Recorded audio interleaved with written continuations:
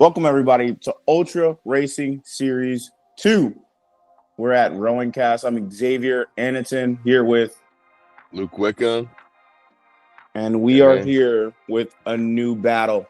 Once again, let me explain the rules of URS.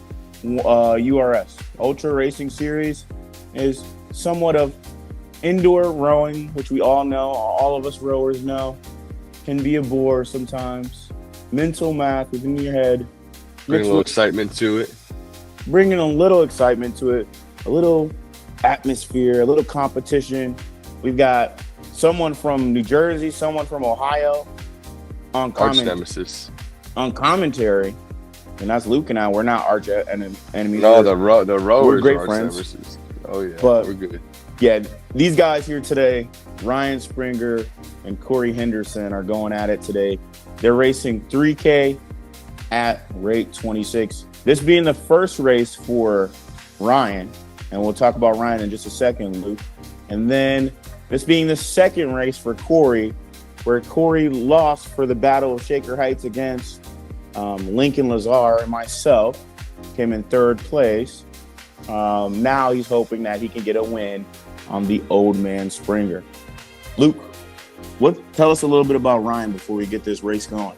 A little bit about Mr. Springer here. You know, he is a fellow New Jerseyan like myself, and rode a few years down there in high school in Haddon Township, and then brought his talents up to Jacksonville and put in a good 4 or 5 years up there in JU with the Dolphins, overlapping many years with Xavier and I, and he has a pretty successful rowing career and was a standout on the team in the years he was involved. So definitely has some rowing credential and experience behind him to put up a good fight today. Springer being a very great oarsman. Started out with the sculling, right? Did some damage in high school. Oh yeah.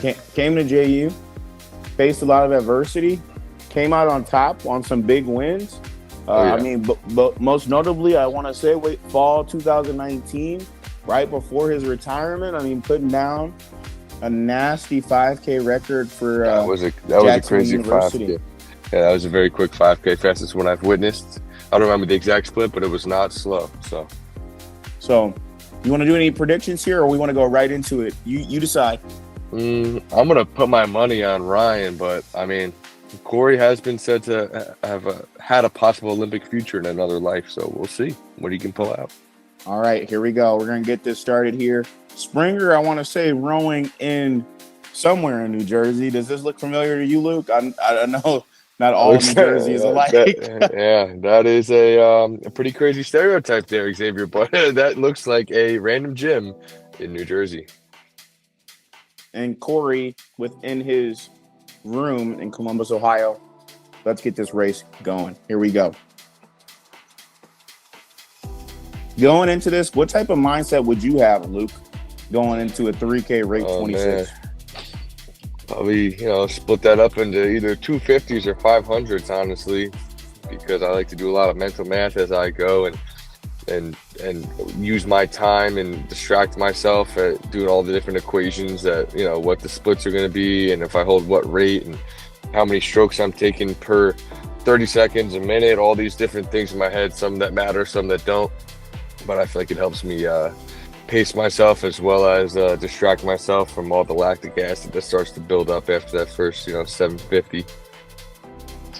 So believe it or not, how I would go about it is just how you would go about it, in all honesty. I'd probably go 25 strokes each, and then I'd let the 20 strokes just kind of ride out and then focus for 5. And then 20 ride out and then focus for 5. Crazy to say here, Luke, believe it or not, I mean, only a few people know both Cory and Ryan. You meeting, Cory just recently in person. Yeah.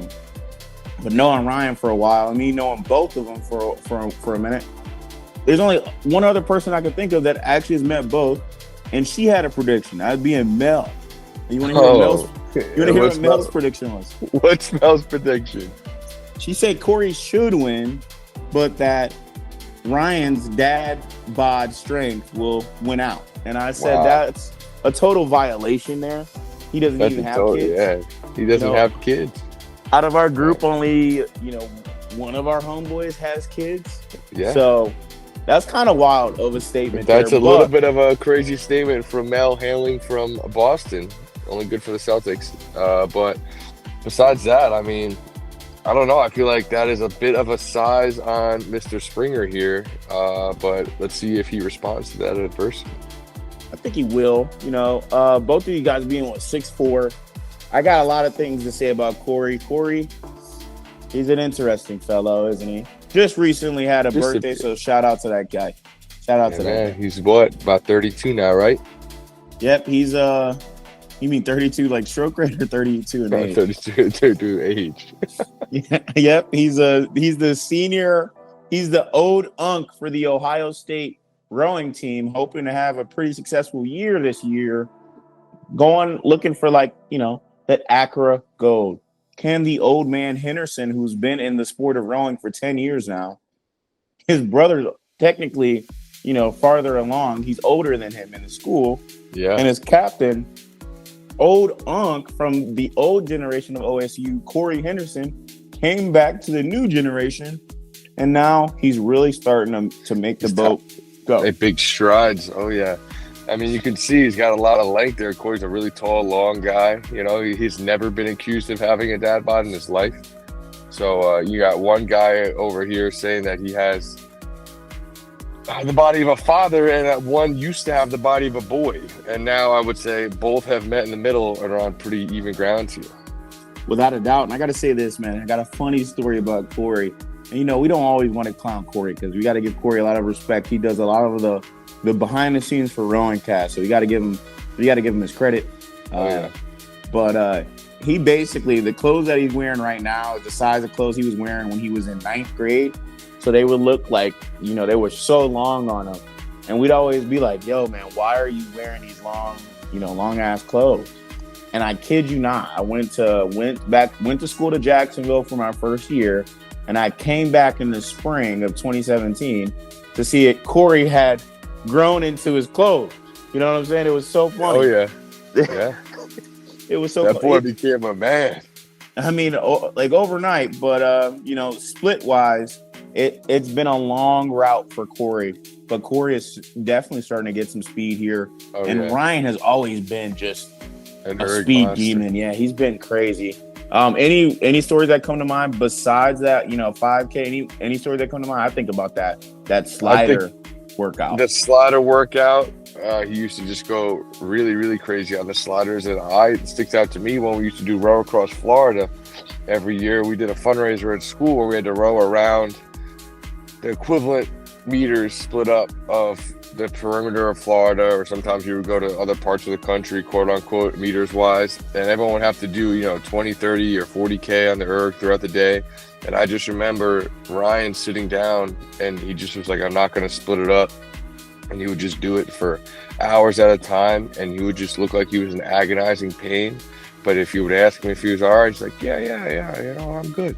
And so I was like, he did that with every workout, but it was just so funny because, usually he does that in the boathouse around us, but we would do the row across Florida in the middle of campus, in like the campus square where everyone's walking around, where everyone got like a full inside view of Mr. Springer just, pounding away on that erg. Everyone got a free show. I gotta say, on both ends, both of these competitors are very resilient in a lot of different ways. Both of them had at times, both in college, have taken a step away from rowing, coming back into it more vibrant than ever. I think it's just been, these guys, even though they're my friends, I gotta say, they really are some stand-up dudes trying to do the best that they can do.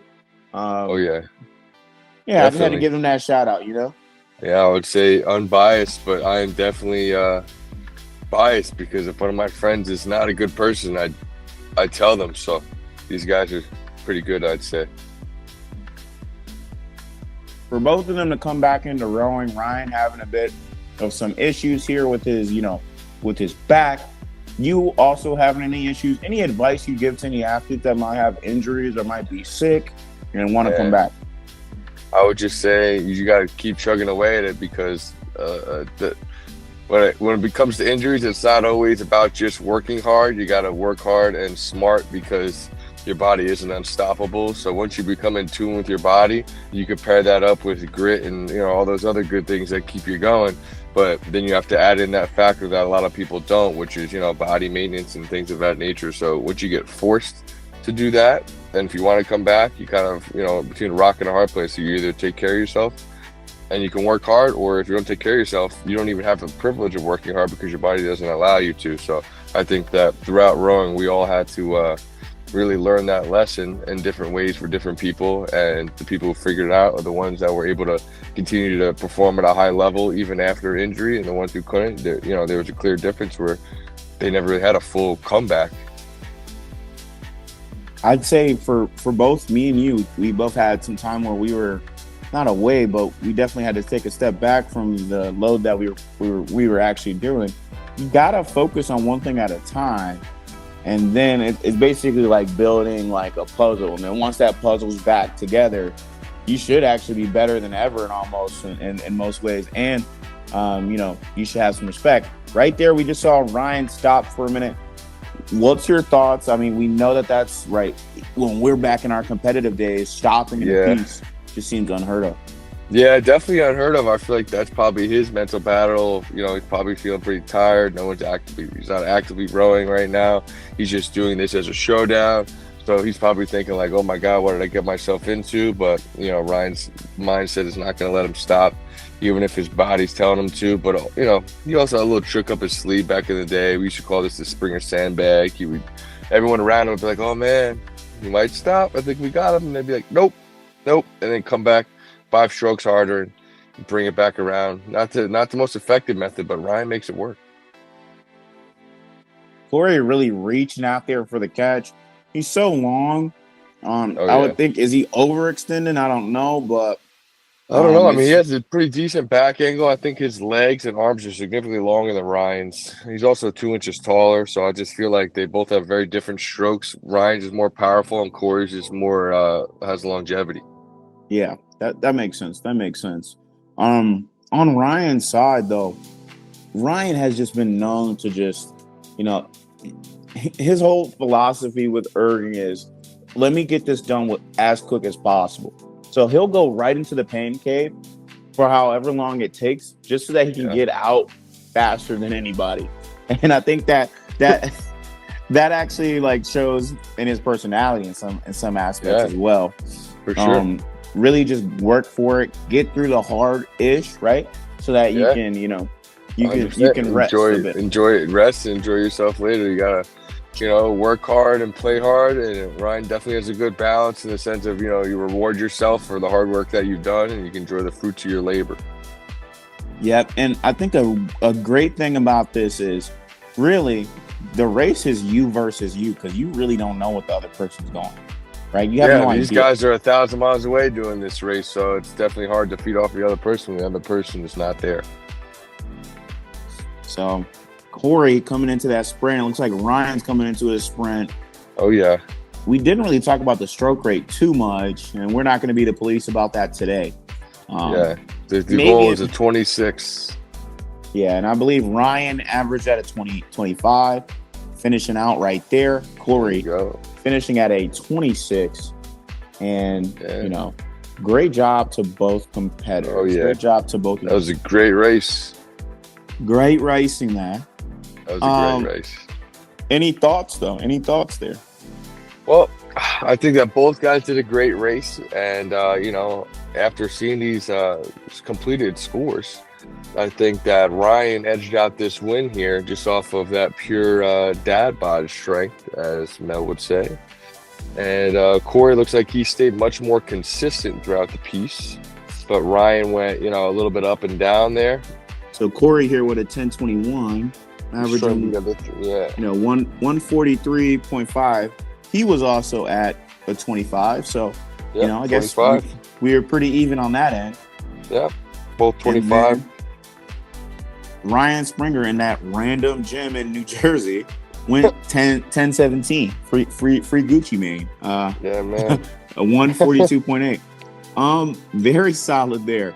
Ryan went extremely into it in the first 1K. I mean, Oh yeah, really went for it. But it also looks like Cory went there too. So 100%. shout out to both of them. Shout out to both of them. Yeah, good pieces for both people. Coming up, we got some new racing strategies coming out there for Ultra Racing Series 2. Ultra Racing Series 2 won't just be one video here.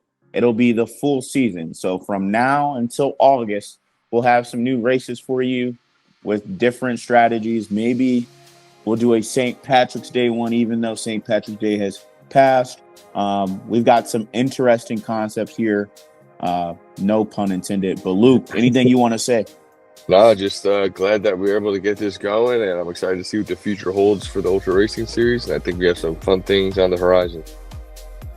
Well, let's get it. Luke Wickham, he raced in Ultra Series 1. If you want to check that out, please go check it out. I'm on my comeback tour, not the best performance. We're gonna bring it back around.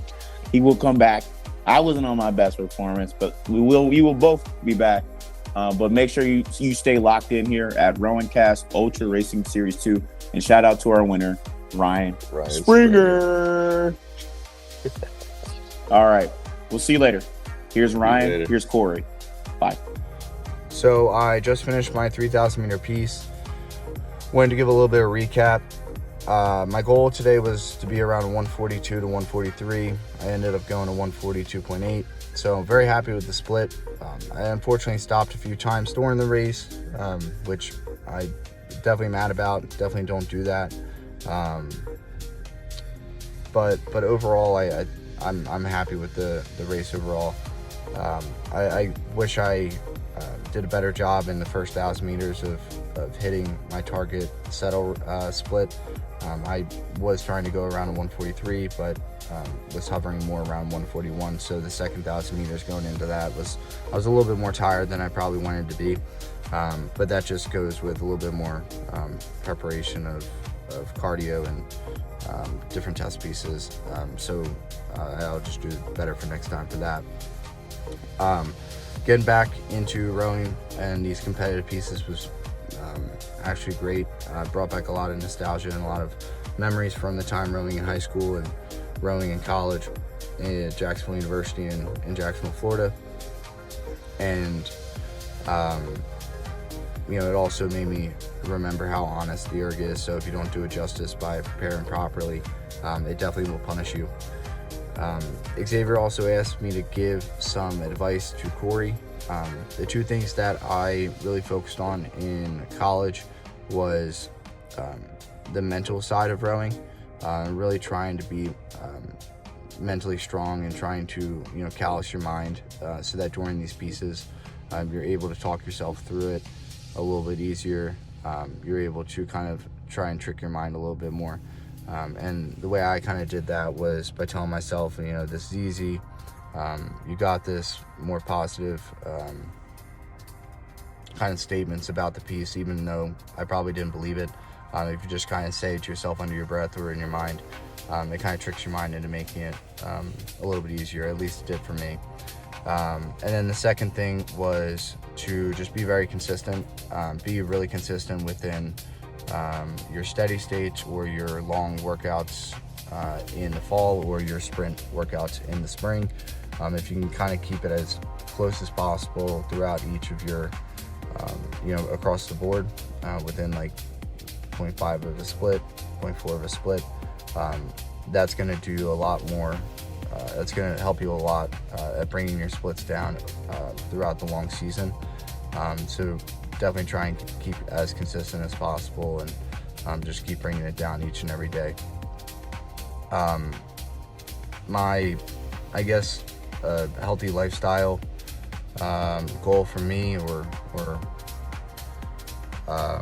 new athletic goal for me would be just to kind of get into a healthier lifestyle, lean out a bit, do a little bit more cardio. The one thing I think a lot of athletes struggle with after college is they feel a little bit burned out, so they kind of take a longer break from working out. And I wish I can go back and do like 10 minutes a day, 5 minutes a day, something like that, just to kind of keep it rather than just go cold turkey. So just try and get back into a more cardio and just keep the lifting regimen I've been doing up. And I think that's just good advice for any athlete leaving college or post-college athletics. And then lastly, I guess the person I challenge to next would be Darren Christian. So laced up, buddy. All right. Well, thank you again. Appreciate the opportunity to do this, and best of luck to Cory. Excited to see what he goes, and best of luck to Ohio State rowing program. Thanks. Bye. What's up, guys? It's Cory here. Happy that you guys were able to join us for the Ultra Racing Series Part 2, the 3K out of 26. I completed mine, and it went okay. I didn't know exactly how I was going to pace it. I was just going to go with the 26 and see what happened. And I was holding consistent till the second to last 500. Kind of let go a little bit, so not too happy on that. But other than that 500, that little struggle, it went pretty okay for me. It's fun doing these. It's keeping me accountable, and you know, I'm always seeking as much competition as I can get. I feel like I haven't gotten the competition I've wanted throughout my rowing career, so it's fun to like get like an extra level of it, especially with people who, you know, I would have never raced one-on-one before. So that's what's really fun about that. And then, so dealing on the mental side of rowing, my advice is always to, you know, remember what you're doing it for. And, you know, a lot of times you let the pain overcome you, but you got to remember that it's just bigger than you. And you got to think about what you're working for, because most of the time it's a bigger deal than just, you know, my legs hurt a little bit.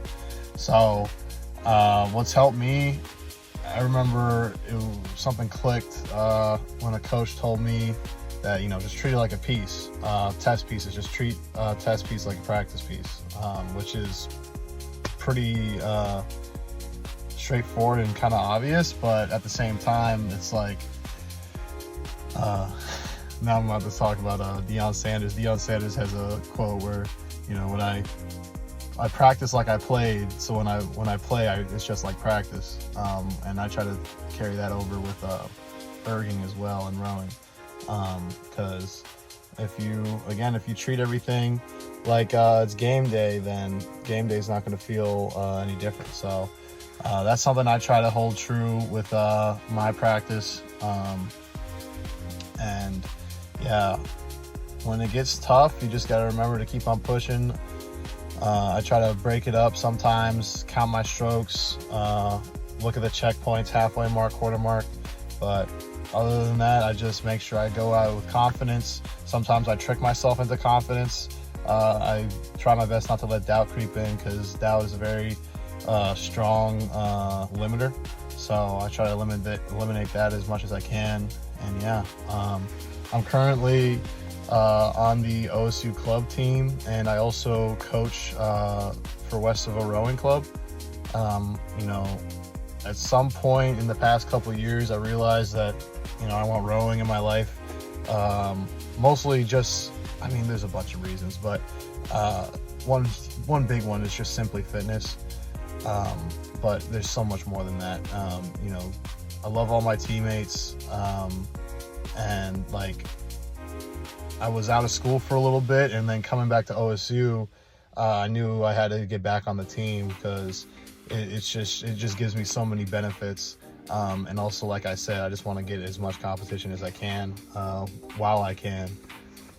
So that also keeps me engaged, even at the club level. And then I coach because, again, I have passion for the sport, and I love to share that passion to the youth. If you would have told me in high school that in just just about 4 or 5 years after high school that I'd be giving back to the rowing community, I wouldn't believe you. And I'm so happy to be able to do it. Every day is a new day, and it's just so fun being able to see, you know, the high school athletes find their passion and their love for the sport, and find their limits, and push past them. So that's always great. But so again, thank you for taking your time to watch this. Good luck, and I will see you on the next one. Appreciate it. Peace out. So yeah, happy that Ryan came out the retirement to you know, compete against me. So very grateful for that, and good luck to you, Ryan. And we'll see who's got the URGs today.